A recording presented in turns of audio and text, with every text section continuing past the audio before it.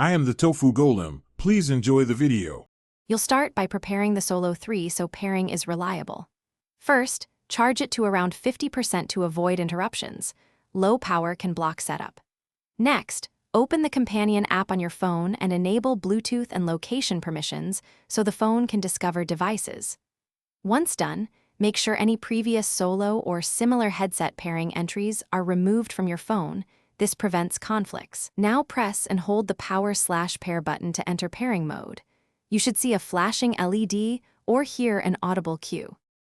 With the Solo 3 in pairing mode, go to your phone's Bluetooth list and tap Solo 3. You, the user, may be asked to confirm a pairing code.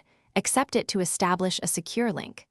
Once paired, open the app and follow prompts to install firmware updates, set sound profiles, and grant microphone access.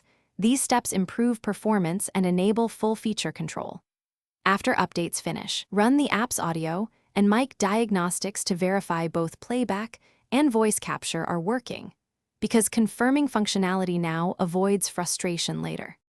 Finish by customizing audio equalizer, active noise cancellation, and button mappings in the app so the Solo 3 behaves the way you want.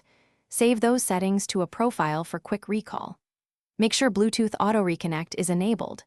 If the connection drops, first reboot the headset and your phone. This refreshes Bluetooth stacks. If problems persist, perform a factory reset on the Solo 3 and repair. That clears corrupt settings. One key troubleshooting tip: interference from other Bluetooth devices can block pairing, so move to a quieter RF environment. Thanks for watching. Consider subscribing if we helped you today.